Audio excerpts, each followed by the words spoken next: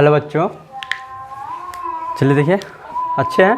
चलिए ठीक है, अच्छा ही रहना चाहिए, ख़राब रह गया क्या कीजिएगा, अच्छा रहना चाहिए। आप पढ़िए, मस्ती से पढ़िए, उसके बाद अच्छा रहिएगा ही। मस्ती से नहीं पढ़िएगा तो अच्छा क्या रहिएगा। मान लीजिए आपका काम पढ़ाई लिखाई, पढ़ाई नहीं किया तो क्या अच्छा रहिएगा।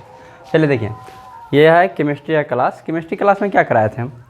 इससे पहले 2 क्लास शायद हम केमिस्ट्री का करा चुके थे। रसायन का 2 क्लास करा चुके थे, ये तीसरा क्लास है। अब 2 क्लास में हालांकि ये पाठ जो है रासायनिक अभिक्रिया और समीकरण, इसमें बहुत सारा टॉपिक हम आपको बताए थे। अब उसमें क्या था कि रासायनिक अभिक्रिया क्या होता है, रासायनिक समीकरण क्या होता है, अभिकारक, प्रतिफल और 1-2 रासायनिक समीकरण भी आपको बताए थे। रासायनिक अभिक्रिया भी बताए हुए थे, 3 रासायनिक अभिक्रिया बताए थे। चौथा में क्या है देखिए, ध्यान से देखिएगा। चौथा नंबर टॉपिक है एकल विस्थापन अभिक्रिया। एकल विस्थापन मतलब एकल विस्थापन अभिक्रिया। तो अभिक्रिया होता क्या है? अभिक्रिया क्या होता है कि 2 तत्व या यौगिक मिलके 2 या 2 से अधिक, 1 या 1 से अधिक नया तत्व का निर्माण करता है। अभिक्रिया क्या होता है? अभिक्रिया क्या होता है? 2 तत्व मिलेगा और दोनों मिलकर के नया तत्व के निर्माण करेगा, वही ना अभिक्रिया होता है, वही अभिक्रिया होता है। तो अभिक्रिया कई प्रकार के होता है, बहुत सारी अभिक्रिया होता है, जिसमें 3 अभिक्रिया हम आपको बताए हुए थे। चौथा है एकल विस्थापन अभिक्रिया। तो ये टॉपिक है एकल विस्थापन अभिक्रिया। तो इससे समझिए, एकल मतलब एक, विस्थापित मतलब विस्थापन करता है, यानी एक तत्व दूसरे तत्व को विस्थापित कर देगा ना, वही एकल विस्थापन अभिक्रिया कहलाता है। बस सिंपल सा बात। एकल विस्थापन, एकल का मतलब एक, और तत्व या यौगिक मिलकर अभिक्रिया होता है। तो एक तत्व या यौगिक दूसरे तत्व को विस्थापित कर देता है, तो वो एकल विस्थापन अभिक्रिया कहलाता है। हम यहाँ पे परिभाषा क्या लिखे, किसी यौगिक में उपस्थित परमाणु या परमाणुओं का समूह दूसरे परमाणु द्वारा विस्थापित कर। ये नहीं लिखिए, इतना लंबा चौड़ा आपको दिक्कत होगा याद करने में। तो हम लिख देते एकल विस्थापन अभिक्रिया मतलब एक तत्व या यौगिक दूसरे तत्व या यौगिक को विस्थापित कर देता है, विस्थापित कर देता है। बस नॉर्मल सा बात याद रखिए। एकल विस्थापन के मतलब एक तत्व या यौगिक, तत्व देखिए अभिक्रिया में तत्व या यौगिक दोनों रहता है। तो एक तत्व या यौगिक दूसरे तत्व को विस्थापित कर देगा। विस्थापित के मतलब क्या, उसको हटा करके अपने बैठ जाएगा, दूसरे तत्व को हटा के अपने उसके साथ बैठ जाएगा, तो वही होता है एकल विस्थापन अभिक्रिया। बस सिंपल सा बात। अब देखिए कुछ अभिक्रिया हम लिखे यहाँ पे, जैसे Fe+CuSO4 और FeSO4 + Cu, यानी कि बात समझिए, यहाँ लोहा का अभिक्रिया, लोहा माने आयरन, आयरन का अभिक्रिया, लोहा हम लिख देते हैं यहाँ पे, लोहा या आयरन इसी को न कहते हैं IRON। आयरन का अभिक्रिया अगर हम कॉपर सल्फेट, वह CuSO4 किसका होता है? कॉपर सल्फेट का होता है, कॉपर सल्फेट। तो लोहा का अभिक्रिया अगर हम कॉपर सल्फेट से कराते हैं, तो लोहा क्या करता है, कॉपर को विस्थापित कर देता है। मतलब कि इसका अभिक्रिया इसके साथ कराए ना, तो क्या करता है, CuSO4 के साथ Cu जो है ना कॉपर, तो लोहा क्या करता है, कॉपर को भगा देता है, कहता है तू यहाँ से भाग, कौन, मैं सल्फेट के साथ रहूँगा। तो लोहा क्या करता है, कॉपर को हटा देता है, और CFe क्या किसके साथ, सल्फेट के साथ मिल करके वे लोहा सल्फेट यानी आयरन सल्फेट बना देता है, आयरन सल्फेट, और ये कॉपर। अब देखिए यहाँ पे क्या हुआ है कि लोहा जो है कॉपर को विस्थापित कर दिया है, लोहा कॉपर को विस्थापित कर दिया है। तो लोहा कॉपर को विस्थापित क्यों कर देगा भाई? कॉपर तो कह सकता है ना कि हम नहीं हटेंगे, कॉपर सल्फेट था, सल्फेट के साथ कॉपर था, तो वह क्या कह सकता है कि हम नहीं हटेंगे। तो लोहा उसको हटा देता है फिर भी, क्यों? क्योंकि लोहा जो है कॉपर से अधिक क्रियाशील होता है। लोहा जो है कॉपर से अधिक क्रियाशील होता है, इसीलिए लोहा कॉपर को विस्थापित कर देता है। समझ गए? समझ गए बात को? तो यहाँ पे क्या कहेंगे, आयरन के लोहे की कील, लोहा को यहाँ पे देखिए इस अभिक्रिया को कैसे लिखेंगे, लोहा के कील को या लोहा को अगर हम कॉपर सल्फेट के विलयन में डुबाते हैं, लोहा को कॉपर सल्फेट के विलयन में डुबाते हैं। ये क्या है? कॉपर सल्फेट विलयन। विलयन के मतलब माने मिला हुआ चीज़ पानी के जैसा। तो लोहा को अगर कॉपर सल्फेट के विलयन में बउआ डुबाते हैं तो लोहा क्या करता है? कॉपर को विस्थापित कर देता है और क्या होता है? आयरन सल्फेट का निर्माण हो जाता है। क्या हो जाता है? आयरन सल्फेट का निर्माण होता है। ये करता क्यों है? क्योंकि लोहा जो है, क्योंकि लोहा कॉपर की अपेक्षा अधिक अभिक्रियाशील होता है। हो गया? देखिए आपको क्या करना है, ये प्रश्न कैसे रहेगा, आपको प्रश्न ऐसे पूछेगा कि लोहा और कॉपर में अधिक क्रियाशील कौन है? तो लोहा है। लोहा कॉपर में अधिक क्रियाशील कौन है? लोहा है। समझे? उसके बाद आपको दे देगा कि लोहा के कील को कॉपर सल्फेट के विलयन में डुबाने पर क्या होता है। तो लोहा के कील को यानी लोहा को कॉपर सल्फेट के विलयन में डुबाने पर क्या होता है? लोहा जो है कॉपर को विस्थापित कर देता है। क्या करता है? लोहा कॉपर को विस्थापित कर देता है। क्यों? क्योंकि लोहा कॉपर से अधिक क्रियाशील है। क्योंकि लोहा कॉपर से अधिक क्रियाशील है, इसीलिए विस्थापित कर देता है। ताकतवर है, ओकरा से अधिक क्रियाशील है, ओकरा से ज़्यादा क्रिया करता है, इसीलिए उसको विस्थापित कर देता है। हो गया? और उसके बाद और क्या होता है कि कॉपर सल्फेट नीला रहता है। कॉपर सल्फेट का विलयन जो रहता है नीला रहता है, लेकिन जब इसको इसमें डुबाते हैं तो क्या बन जाता है? वो किस रंग का हो जाता है? हरा रंग का हो जाता है। लोहा के साथ मिलता है तो किस रंग का मिल जाता है? हरा रंग का भी बन जाता है। मान लीजिए, देखिए मान लीजिए ये एक गिलास में क्या है? कॉपर सल्फेट है, इसमें लोहा के कील डाले, तो अभी जब कॉपर सल्फेट है तो क्या है? नीला रंग के हैं। कॉपर सल्फेट है तो किस रंग का है? नीला रंग का। और लोहा इसमें हम डाल दिए, Fe डाल दिए, तो किस रंग का हो जाएगा? किस रंग का हो जाएगा? यहाँ पे हम लिख दिए हैं हल्का हरा रंग का हो जाएगा। समझ गए बात को? आपको अगर पूछेगा कि एकल विस्थापन अभिक्रिया क्या है तो क्या कहिएगा?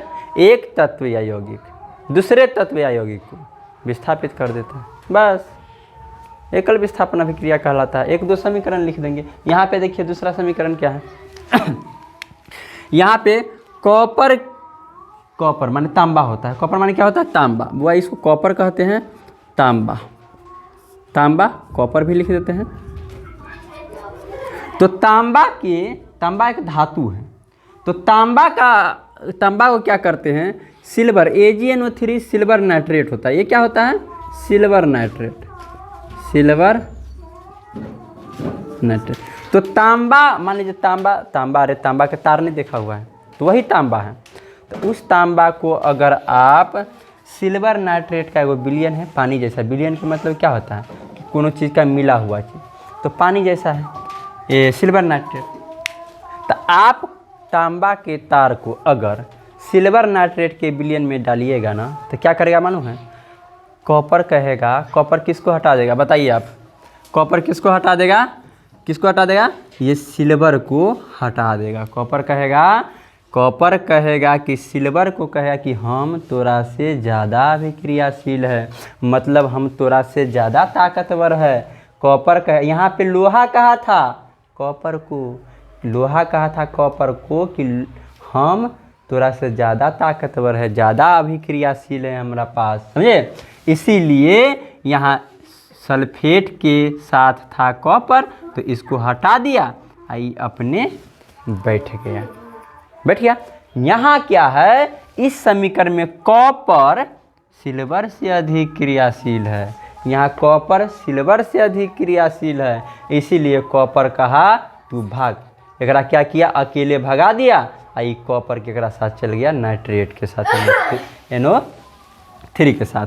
तो कॉपर का अगर कॉपर के तार को, इस समीकरण को देखिए, इस जो समीकरण लिखा हुआ है इसको हम बोलेंगे कैसे?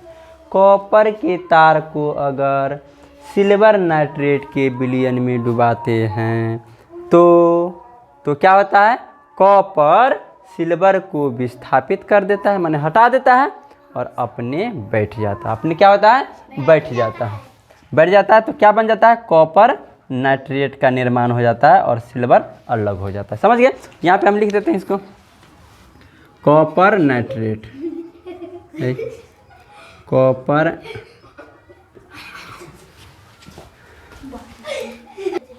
तो यहाँ क्या कहेंगे, अगर मान लीजिए आपको दे देगा कि कॉपर के तार को, तांबा, कॉपर तांबा को कहते हैं, अरे कॉपर तांबा को अंग्रेजी में ना कॉपर कहते हैं। कॉपर के तार को अगर सिल्वर, Ag सिल्वर का होता है, सिल्वर NO3 नाइट्रेट का होता है, सिल्वर नाइट्रेट के विलयन में डालते हैं तो क्या होता है, सिल्वर को क्या करता है, विस्थापित कर देता है, हटा देता है और क्या चीज़ का निर्माण कर देता है, कॉपर नाइट्रेट का निर्माण कर देता है और क्या बन जाता है, यहाँ पे Ag बन जाता है यानी सिल्वर अलग बन जाता है। हो गया। अब अगला समीकरण देखते हैं। यहाँ पे देखिए कॉपर, आपको पूछा जाएगा कॉपर और सिल्वर में कौन अधिक अभिक्रियाशील, कॉपर। लोहा और कॉपर में अधिक अभिक्रियाशील कौन, लोहा। यहाँ पे देखिए अगला समीकरण, यहाँ पे जिंक, जिंक धातु है, उस जिंक को अगर कॉपर सल्फेट, देखिए इसको लिख देते हैं जिंक, यहाँ पे लिखा हुआ है, इसको लिख देते हैं कॉपर, यहाँ भी लिखा हुआ है कॉपर सल्फेट।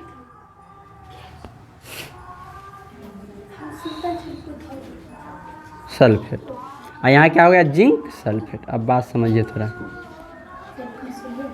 जिंक सल्फेट आई कॉपर, कॉपर लिख लीजिए। अब देखिए बात समझिए थोड़ा, अगर जिंक को, जिंक धातु को, जिंक को अगर कॉपर सल्फेट के विलयन में डुबाएंगे तो क्या हो जाता है, जिंक कॉपर को विस्थापित कर देता है और ये सल्फेट के साथ जिंक हो जाता है और जिंक सल्फेट का निर्माण हो जाता है।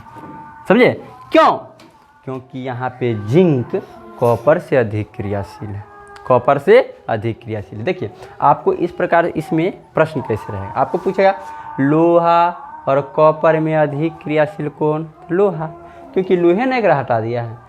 यहाँ कॉपर और सिल्वर में अधिक क्रियाशील कौन, कॉपर, क्योंकि कॉपर एक हटा दिया है। यहाँ जिंक और कॉपर में अधिक क्रियाशील कौन, जिंक, क्योंकि जिंक जो है कॉपर को हटा दिया है।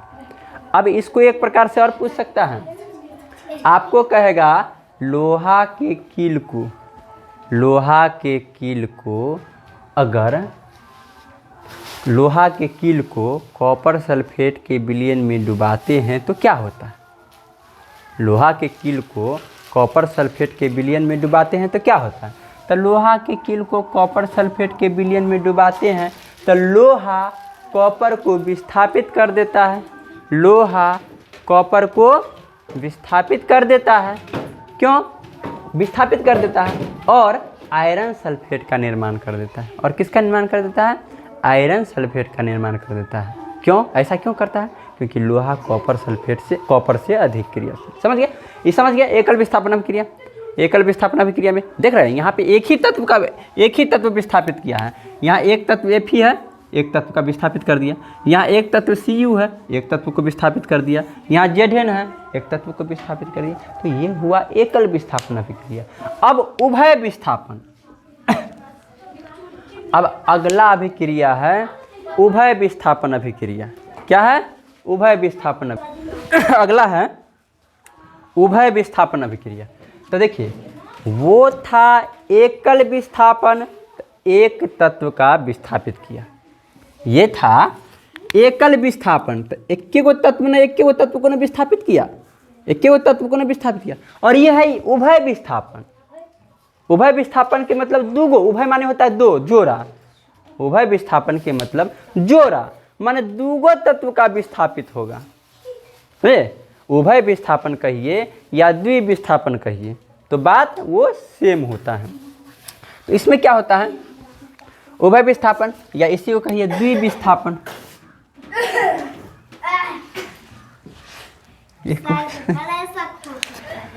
उभय विस्थापन अभिक्रिया कहिए चाहे द्विविस्थापन अभिक्रिया कहिए, दोनों बात सेम ही होता है। तो देखिए यहाँ टॉपिक से पता चला ना, एकल था तो एक तत्व का विस्थापन, और यहाँ उभय माने द्विविस्थापन, दो तत्व का विस्थापन, तो दो तत्व का विस्थापन होगा। तो उसी को हम कह देंगे कि दो तत्व का विस्थापन मतलब लेन देन होगा तो उभय विस्थापन अभिक्रिया होगा। बस उभय विस्थापन अभिक्रिया किसको कहेंगे?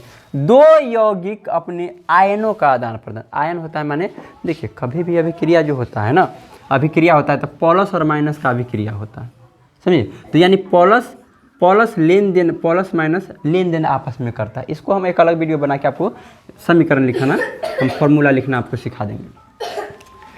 तो क्या है, तो दो यौगिक अपने आयनों का आदान प्रदान करता है तो उसको उभय विस्थापन कहेंगे, समझे। दो यौगिक या तत्व अपने या आयनों का, यहाँ तत्व नहीं रहता है, यहाँ यौगिक ही रहता है। तो दो यौगिक आदान प्रदान लेन देन करता है ना अपना आयन के, उसी को उभय विस्थापन कहते हैं। अब यहाँ पे बहुत सारा समीकरण है, आप अपने से लिख सकते हैं, कोई दिक्कत नहीं है। यहाँ पे देखिए इसका एक फॉर्म लिख दिए हम यहाँ पे कि मान लीजिए कोई भी यौगिक है XY के फॉर्म में है, अब प्लस एक यौगिक है AB के फॉर्म में, तो इसका अभिक्रिया होगा X जो होगा, X किसके साथ हो जाएगा? B के साथ। X हो जाएगा किसके साथ? B के साथ, और A किसके साथ हो जाएगा? Y के साथ। बस इतना आपको ध्यान रखना है, उसके बाद अपने बन जाएगा। देखिए यहाँ देखिए, यहाँ क्या है? सिल्वर, Ag सिल्वर नाइट्रेट का अभिक्रिया। ये क्या हुआ? Silver nitrate. देखिए हम सबको लिख देते हैं, ये सब याद कर लीजिएगा, सिल्वर नाइट्रेट। ये क्या है? Na से सोडियम क्लोराइड, ये क्या है? Sodium chloride. देखिए आपको लिखावट नहीं दिखाई देता होगा तो आप क्या कीजिए, आवाज़ हम जो बोलते हैं उस पर ध्यान दीजिएगा। यह है सिल्वर नाइट्रेट और यह है सोडियम क्लोराइड। तो इस फॉर्म को आप फॉलो कीजिए। यहाँ दो है ना यौगिक, दूगो तत्व है, एगो X और Y, और यहाँ भी दूगो तत्व, इसमें भी है कि नहीं दूगो तत्व, एगो Ag है और एगो NO3 है, और यहाँ भी दूगो है, एगो Na एगो Cl। तो क्या होगा? X हो जाएगा B के साथ, तो यहाँ Ag हो जाएगा Cl के साथ, और NO3 हो जाएगा Na के साथ। बस यही चीज़ करना और कुछ है नहीं। तो यहाँ क्या कर देंगे, Ag किसके साथ हो जाएगा? Cl के साथ। तो हम यहाँ पे इसको लिख नहीं सकते हैं AgCl, आराम से लिख सकते हैं जोड़। अब देखिए इसके साथ इधर गया था नहीं मुझे, ई पहले A होगा तब Y होगा, तो यहाँ पे लिखेंगे पहले Na, तो Na लिख देंगे, और यहाँ पे NO3 तो NO3 लिख देंगे। बस बात खत्म। यही तो करना है भाई। यहाँ पे दो तत्व के आदान प्रदान हुआ कि नहीं? ये किया, ये दोनों तत्व था तो ई इससे दे दिया, मैंने ई ले लिया इसको, ई कहा NaCl कहा कि Cl भाई तू एकरा साथे चल जो, Cl कहा कि तू Ag के साथे हो जो, हम हो जाते केकरा साथे? NO3 के साथ। बस हो गया, बात खत्म। यहाँ भी इसको क्या कहेंगे? AgCl को सिल्वर क्लोराइड, सिल्वर क्लोराइड, और NO3 का सोडियम नाइट्रेट। ये सब 9th में पढ़ना था बुआ, ये सब पूरा 9th का चीज़ है। दिक्कत है, हम आपको एक वीडियो इसका डाल दें, हो गया। अब इसका देखिए, स्वयं बनाइएगा। यहाँ भी Ba केकरा साथ जाएगा? Ba देखिए यहाँ Ba है, एगो Cl2 है, यहाँ Na2 एगो है, एगो SO4 है, तो Ba केकरा साथ चल जाएगा? Na2 एगो एगो SO4, तो SO कहेगा कि हम चल जाए Ba के साथ, तो Ba आई SO4, तो बेरियम सल्फेट, आ ई क्या हो जाए? Na2 किसके साथ होगा? Cl2 के होगा कि नहीं? तो हम यहाँ पे NaCl लिखने के, सर जी ये जो दूध था में आहू में से क्या किए? तो बउआ ये दोनों संतुलित हो गया, ये हट गया, तो NaCl एक साथ हो गया। ये क्या हुआ? किसका सूत्र है? Ba से बेरियम और Cl से क्लोराइड। ये क्या है? Na सोडियम का होता है। ये सब है, आपको हम याद करवा देंगे एक दिन। सोडियम आई सल्फेट, हम बोलते हैं उस पर ज़्यादा ध्यान रखिए, लिखावट नहीं दिखा देता हूँ। सोडियम सल्फेट तो क्या बन गया है BaSO4, तो बेरियम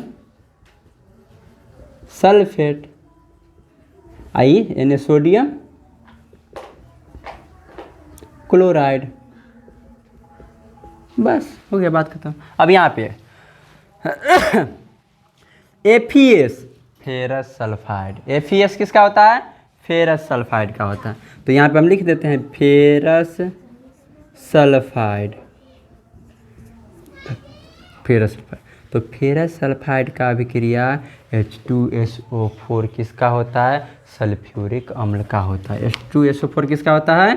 सल्फ्यूरिक अम्ल का सूत्र होता है। तो हम जब फेरस सल्फाइड का अभिक्रिया सल्फ्यूरिक अम्ल के साथ कराते हैं तो क्या होता है? फेरस किसके साथ मिल जाएगा? एकर एनी वाला एकर उन्नी वाला के साथ, तो FeSO4 के साथ, एकर ई वाला इसके साथ H2S के साथ। बस तो FeSO4 हो गया फेरस। फेरस फेरस देखिए बुआ, फेरस लोहा का होता है। आप आयरन सल्फेट भी कह सकते हैं, आयरन सल्फाइड भी कह सकते हैं, या फेरस सल्फेट भी कह सकते हैं, समझे? कुछ भी, या लोहा सल्फेट भी कह सकते हैं, कोई दिक्कत नहीं। फेरस सल्फेट या आयरन, इसी को कहते हैं आयरन सल्फेट। H2S किसका हो गया? H2S hydrogen sulphide. क्या हो गया ये? Hydrogen sulphide, hydrogen sulphide. कुछ नहीं है, बस एकदम एकदम इत्मीनान से पढ़ते जाइए, एकदम सब सही हो जाए। अब अगला समीकरण देखते हैं। यहाँ पे कॉपर सल्फेट, क्या है? Copper sulphate. तो कॉपर सल्फेट का अभिक्रिया किससे कराए हैं? Hydrogen sulphide. देखिए यही चीज़ है, हाइड्रोजन सल्फाइड से, हाइड्रोजन सल्फाइड। तो कॉपर सल्फेट का अभिक्रिया हाइड्रोजन सल्फाइड से कराएंगे तो बताइए ई एनी वाला ओकर उन्नी वाला के साथ, माने CuS के साथ, तो CuS ई वाला H2 किसके साथ? SO4 के साथ। बस H2SO4 हो गया, बात खत्म। CuS किसका होगा? Copper sulphide. CuS किसका होता है? Copper sulphide, copper sulphide. H2SO4 देखिए यहाँ पे लिखे हैं सल्फ्यूरिक अम्ल, ये सब आप याद कर लीजिएगा, सल्फ्यूरिक अम्ल हो गया। अब यहाँ देखते हैं, यहाँ क्या है? Pb होता है लेड का। Pb किसका होता है? लेड का, NO3 नाइट्रेट का। तो यहाँ पे हम लेड नाइट्रेट लिख देते हैं, लेड नाइट्रेट। Ki होता है पोटेशियम आयोडाइड। किसका होता है? Potassium iodide, iodide. तो बउआ इसका अभिक्रिया इससे करे तो Pb केकरा साथे हो जाएगा? Pb एन्नी वाला ओकरा उन्नी वाला के, ई एन्नी वाला एकरा उन्नी वाला के, तो माने PbI2 आ प्लस ये वाला के बचा तो KNO3 के होल ट्वेल्व। बस ये हो जाएगा। तो ये हो गया lead iodide, lead iodide, iodide. और ये हो गया क्या? Potassium nitrate, potassium nitrate. अब हम जो बोलते हैं उस पर ध्यान रखें, नहीं दिखा दी। बस ये है उभय विस्थापन। तो एक बार और समझ लीजिए उभय विस्थापन। ये दोनों के बाद मतलब हम समझा देते हैं। एकल विस्थापन में एक तत्व दूसरे को विस्थापित कर देता है। एकल विस्थापन में एक तत्व दूसरे को विस्थापित कर देता है, और उभय विस्थापन में दूगो तत्व लेन देन कर लेता है, दूगो तत्व लेन देन कर लेता है। तो उभय विस्थापन एगो तत्व दूसरे को विस्थापित कर, कहे क्यों विस्थापित कर लेता है? क्योंकि उसमें एगो तत्व जो होता है ना दूसरा से ज़्यादा अभिक्रियाशील, एगो तत्व दूसरा से ज़्यादा अभिक्रियाशील होता है, इसीलिए विस्थापित कर देता है। हो गया। इसमें इसको समीकरण हम लिखना बता दिए। यहाँ आपको रहेगा कैसे? आपको लिखा हुआ रहेगा कि सिल्वर नाइट्रेट का अभिक्रिया सोडियम क्लोराइड से कराने पर क्या होता है। सिल्वर नाइट्रेट की अभिक्रिया सोडियम क्लोराइड से कराकर एक संतुलित समीकरण लिखिए। तो आराम से लिख सकते हैं। सिल्वर नाइट्रेट का अभिक्रिया सोडियम क्लोराइड से करा दीजिएगा तो Ag केकरा साथ एक कर देखिए ना, इनमें दूगो तत्व है ना, सब में दूगो तत्व है। इनमें है एगो तत्व E एगो तत्व A, आई में है एगो तत्व Na एगो Cl है। तो एक कर Na वाला एक Na वाला के साथ आ एक कर Na वाला एक Na वाला के साथ, बस हो गया। तो इस सब का इसे बन जाएगा। तो आपको क्या करना है कि आप क्या कीजिएगा, सबसे पहले इसको नहीं देखिएगा, समझे, इसको तो स्क्रीनशॉट कर लीजिए, इसको नहीं देखिएगा और जितना अभिक्रिया है अपने से बनाने का कोशिश कीजिएगा, बन जाएगा बस। उसके बाद आपको हो गया, समझ गया, ये समझ गया एकल और द्विविस्थापन कहिए या उभय विस्थापन। अगला टॉपिक, अगला समीकरण देखते हैं। चलिए देखते हैं अगला समीकरण क्या है। छठा है अवक्षेपण अभिक्रिया। देखिए अवक्षेपण हम आपको बराबर बताते हैं कि जो टॉपिक रहे ना, जो प्रश्न है उसी से आप उत्तर लिखना स्टार्ट कीजिए, उसको समझ जाए, टॉपिक समझ जाइए, बस क्या है टॉपिक समझ जाए, हो गया। अवक्षेपण, तो अवक्षेपण के मतलब जो वैसा अभिक्रिया तो बहुत सारा प्रकार के अभिक्रिया तो बहुत एक होता है ना, तो ऐसा अभिक्रिया जिनमें अवक्षेप बनता है, बस हो गया। अवक्षेपण अभिक्रिया किसे कहते हैं, तो वैसा अभिक्रिया जिसमें अवक्षेप बनता है। अब अवक्षेप होता क्या है, अब अवक्षेप होता क्या है, तो बउआ अवक्षेप क्या होता है, खराब चीज़, खराब चीज़ माने जिसको काम नहीं होता है।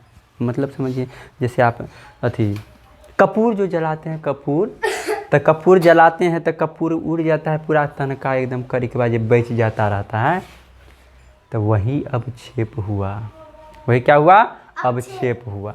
अब एक चीज़ और, जैसे मैं मान लीजिए आप जो है क्या कहता है पेंट जो करते हैं तो क्या लाते हैं, चूना जलाते हैं।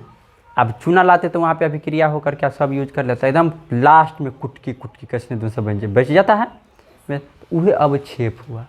तो बहुत सारा अभिक्रिया ऐसा होता है, क्या होता है कि हम लकड़ी जलाते हैं, लकड़ी जलाते हैं तो सब उड़ जाता है, बच जाता है, राख वगैरह, अवक्षेप हुआ, मतलब खराब चीज़। तो वैसा अभिक्रिया जिसमें अवक्षेप बने, अवक्षेपण अभिक्रिया, बस एक ही बार याद कर लीजिए। अवक्षेपण अभिक्रिया किसको कहेंगे, वैसा अभिक्रिया जिसमें अवक्षेप बने, तो जिस अभिक्रिया में अवक्षेप का निर्माण हो, अवक्षेप का निर्माण हुआ था अवक्षेपण अभिक्रिया। यहाँ पे देखिए सोडियम क्लोराइड का अभिक्रिया, देखिए सोडियम क्लोराइड, आपको सोडियम क्लोराइड हम दिखा नहीं सकते हैं, आपको क्या होता है कि आप मोबाइल में सर्च कीजिए सोडियम क्लोराइड क्या होता है तो आपको मिल जाएगा, समझे ना, वो सब प्रयोगशाला में रहता है। तब बउआ हम यहाँ पे क्या किए हैं, सोडियम क्लोराइड का अभिक्रिया किए हैं, सोडियम क्लोराइड हम बोलते हैं, उस पर ध्यान रखिएगा, किससे कराए हैं, सिल्वर नाइट्रेट से। अगर सोडियम क्लोराइड का अभिक्रिया सिल्वर नाइट्रेट से कराए हैं तो हमको क्या हुआ, सिल्वर क्लोराइड, ये क्या है, सिल्वर क्लोराइड, आई क्या है, सोडियम नाइट्रेट, सोडियम नाइट्रेट। तो सोडियम क्लोराइड की अभिक्रिया सिल्वर नाइट्रेट से कराते हैं तो अवक्षेप बनता है। कौन सा अवक्षेप बनता है, तो सिल्वर क्लोराइड का अवक्षेप बनता है, सिल्वर क्लोराइड का। समझ गए बात को, समझ गया। चलिए इसमें आपको ऐसा ही पूछेगा, आपको एग्जाम में रहेगा कैसे, कहेगा अवक्षेपण अभिक्रिया किसे कहते हैं, एक समीकरण लिखे, तो जिस अभिक्रिया में अवक्षेप का निर्माण होता है, अवक्षेप बनता है, उसे अवक्षेपण अभिक्रिया कहते हैं। और यहाँ पे ये समीकरण लिख देंगे, हो गया, बस बात करना। अगला देखते हैं सतमा उदासीनीकरण। अवक्षेपण में अवक्षेप बना और उदासीनीकरण अभिक्रिया में, तो जो अभिक्रिया उदास होगा, जो अभिक्रिया उदास होगा वो उदासीनीकरण अभिक्रिया। उदासीनीकरण अभिक्रिया किसे कहेंगे, जो अभिक्रिया उदास है। अब उदास देखिए, उदास होता है कोई आदमी तक रोता है, उदास होता है आदमी तो रोता है, उससे क्या आँख से आंसू निकलता है। उदास होता है तो रोता है, आँख से आंसू निकलता है तो जल, आंसू क्या है, जल है। तो हम याद रखेंगे कि जिस अभिक्रिया में जल बने वो उदासीनीकरण अभिक्रिया हुआ। बात समझ गया। उदासीनीकरण क्या कहें, जो अभिक्रिया उदास हो और जिसमें जल का निर्माण हो, जल होना चाहिए, तो हम याद करने का तरीका एकदम याद रखें, उदास होंगे तो रोएंगे, उदास होंगे तो क्या होंगे, रोएंगे, रोएंगे तो आंसू निकलेगा, आंसू जल होता है, मतलब क्या होगा कि उदासीनीकरण अभिक्रिया हुआ। देखिए अब यहाँ पे जल का निर्माण होता कैसे, रोए क्यों, आंसू निकला, जल निकला तो रोए क्यों। तो यहाँ पे कभी भी जल का निर्माण कब होगा, जब अम्ल की अभिक्रिया भस्म से कराएंगे, अम्ल की अभिक्रिया भस्म से कराएंगे तब ये जल बनेगा, उसके बाद उसके अलावा कुछ नहीं। समझ गए। तो यहाँ पे किसका अभिक्रिया, तो आप यहाँ पे देखिए बहुत सारा टाइप से कह सकते हैं। आपको पूछेगा उदासीनीकरण अभिक्रिया, तो आप कह सकते हैं जो अभिक्रिया उदास हो, और चाहे जिस अभिक्रिया में जल का निर्माण हो, जिस अभिक्रिया में जल का निर्माण हो उसे उदासीनीकरण अभिक्रिया कहते हैं। या ये भी बात कह सकते हैं कि जब अम्ल और देखिए अम्ल और भस्म का अभिक्रिया कराते हैं तो जल और लवण भी बनता है, जल और लवण का निर्माण होता है, उस अभिक्रिया को उदासीनीकरण अभिक्रिया कहते हैं। यहाँ देखिए एक अम्ल है हाइड्रोक्लोरिक अम्ल, यहाँ पे एक है हाइड्रोक्लोरिक अम्ल, ये है इसका अभिक्रिया। देखिए ये अम्ल है बुआ, HCl अम्ल है, इसका अभिक्रिया किससे करा दिए हैं हम सोडियम हाइड्राइड, ये है, लिख लीजिएगा इसमें क्या है दिक्कत। देखिए हम बोलते हैं आपको, लिख लीजिए सोडियम हाइड्रोक्साइड, सोडियम हाइड्रोक्साइड। तो हाइड्रोक्लोरिक अम्ल का अभिक्रिया सोडियम हाइड्रोक्साइड से कराते हैं तो हमको क्या बनता है, ये तो लवण है, NaCl क्या है, लवण है, लवण है तो इस sodium chloride, sodium chloride. H2O किसका होता है, जल, तो जल का निर्माण होगा ही। समझ गए। यहाँ देखिए H2SO4, H2SO4 के कर सूत्र सल्फ्यूरिक अम्ल का, H2SO4 किसका सूत्र, सल्फ्यूरिक अम्ल का। तो सल्फ्यूरिक अम्ल की अभिक्रिया KOH पोटेशियम हाइड्रोक्साइड से कराएंगे तो हमको बनेगा पोटेशियम सल्फेट, पोटेशियम सल्फेट, ये हो गया लवण, H2O हो गया जल। बस तो इतना था इसमें। समझ गए। अब क्षेपण समझ गए, उदासीनीकरण समझ गए। समझ गए। उदासीनीकरण जो अभिक्रिया उदास होगा, उदास मतलब जिस अभिक्रिया में जल का निर्माण हो। याद करने के लिए दिमाग में रखें, उदास होंगे जल, उदास होंगे आंसू बहेगा जल, यानी कि उदासीनीकरण अभिक्रिया पूछेगा तो यानी कि जिस अभिक्रिया में जल का निर्माण होगा, आंसू जल ही होता है। समझ गए, बात समझ गए। तो इस प्रकार से हो गया। अब इसके बाद देखिए इसको क्या किए हम 4 टॉपिक आज बताएं। आपके पास 1 सप्ताह बचता है इसको कंप्लीट करने के लिए, तो आप आराम से कंप्लीट कर सकते हैं। 1 से 2 बार देखिएगा, आपको आराम से हो जाएगा कंप्लीट, जिसमें ज़्यादा दिक्कत नहीं। 1 से 2 बार वीडियो देखिएगा, नहीं याद होगा, ऐसा हो ही नहीं सकता कि नहीं याद हो, 100% याद होगा। देखिए अब देखेंगे इससे आगे अगला क्लास में, तब तक के लिए जय हिंद।